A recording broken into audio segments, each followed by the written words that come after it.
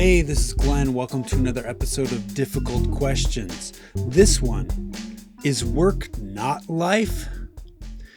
I got the idea for this one after watching a TikTok video.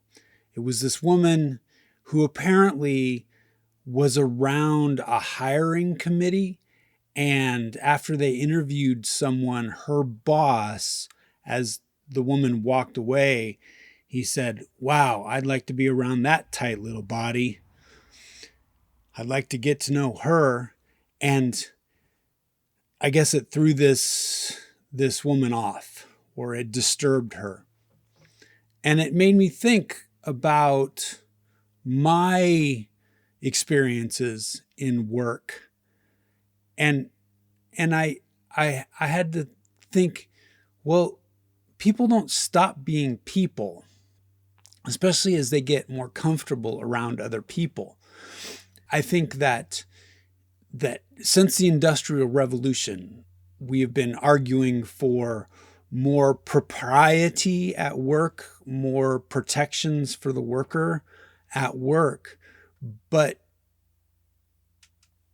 after all of that, we're still just people, right? And we've also got this idea that we have a work and we have a life. We have this work-life balance, like work is not life.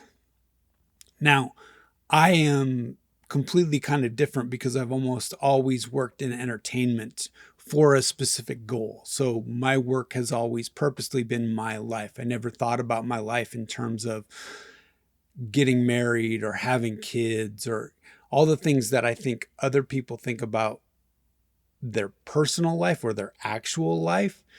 But what I've noticed is I also grew up needing to be really proper, really respectful.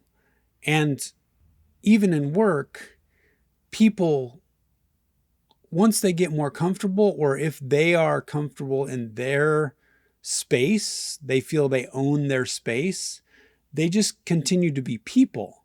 I realized this when I was working. I first started in entertainment as a stage technician, and stage technician people are very blue collar and kind of gruff people. I enjoy those people. From some friends of mine growing up were mechanic type people. So those type people, very male dominated as well, but they say very blunt things and they're not PC.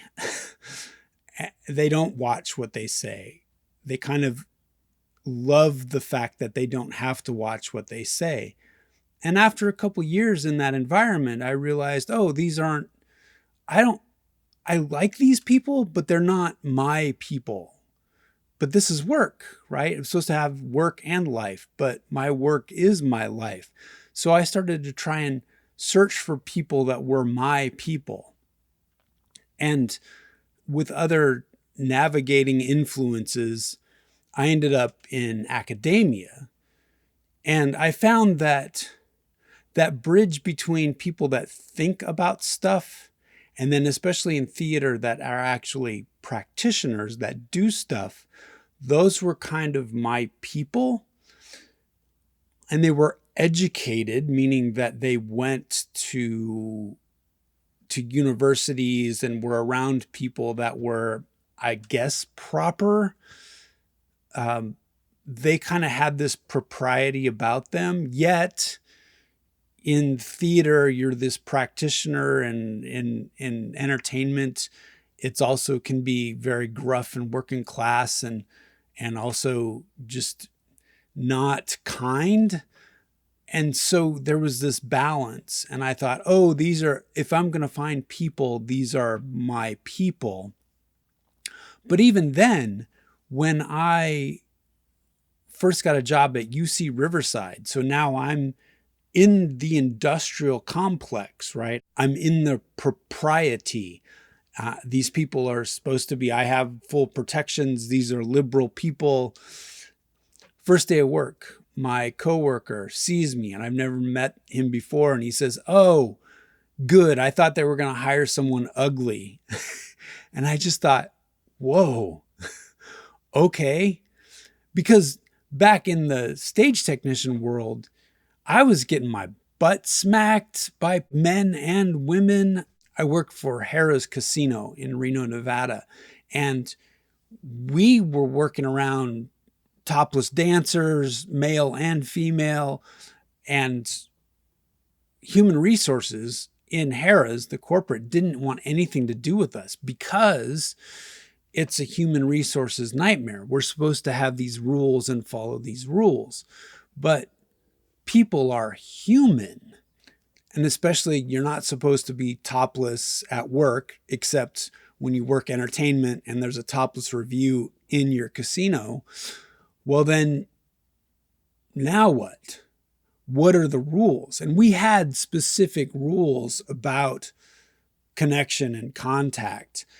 If you had always worked and seen someone on a professional level and they were naked, well, then you were allowed to see them backstage naked in the way that you would see them on stage because you were working with them in a professional capacity. But the audience members weren't allowed to come backstage. They could only see people naked from the stage. So we had all these rules. And then if you were an administrator that you never were working with these dancers, you couldn't come backstage. That wasn't what you normally did for work. So that was the line. And these lines were not written in stone.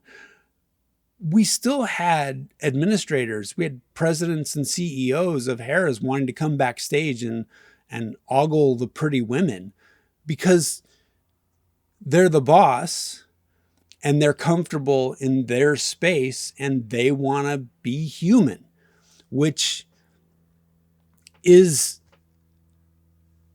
not good. But how do you get away from that? What I realized is I had to protect myself. I had to be good at protecting myself. And you maybe could use the rules of propriety as leverage, but everybody enforcing those rules had their own priorities, their own human priorities. So if you were going to pull the trigger on those rules and make complaints, now you were going to cause problems for people. But you are also going to give people jobs and something to do if their job was to research the complaint. So it was this constant game of human leverage. I have an employment lawyer friend, and I once asked her, how do these protected classes, these minority and women classes, protected classes, play out in the work world? How do you enforce that? And her eyes just got really big. And she said, they're just words. They're words on paper that are really hard to enforce because everything is about an argument and you have to set up an argument and make sure that that argument can get passed in a court of law by a judge. So there are no real protected classes. Those are just words. We're humans. We do human stuff. I remember when I became a university professor at CSU San Bernardino, I was training this student on how to run the sound system for this touring show, and she was acting really immature and kind of childlike, but I was impressing on her the importance of professionalism because everything surrounding the success of this show hinged on the sound system working. And so I said, you can't be as childlike as you are because it's going to be hard for people to, and I use the phrase, deal with you. Well, I guess that phrase had been used against her in previous situations in her life, and that made her cry. And what I found is, as proper as I needed to be, there was no defense for making someone cry. Even though I wasn't mean, it touched her emotions. And because we're humans and because we still, when we see a woman screaming or crying, everyone comes to her rescue. All of a sudden, I was in the wrong for making this student cry. And even though I had all the propriety and I had all the defense ready to go, and I wasn't mean to her, people wanted to see me punished for making this person cry. And it got all the way up to the dean of our school, and I explained what happened. And her priority was to protect the school and the university. A student crying means we are in danger of looking like we are an abusive university. So we have to cut this off and punish someone below the university. We're going to punish the professor so we can properly document that we did something about this student in emotional distress, because we're still human and women in emotional distress take precedent. Work is part of life. And what I realized is the university was setting me up to fail and was not protecting me. And I had to once again decide how I'm going to navigate getting out of this situation. And I ultimately, because of one reason and another and this one, I walked away from being a university professor because I realized they were putting me in a very vulnerable position.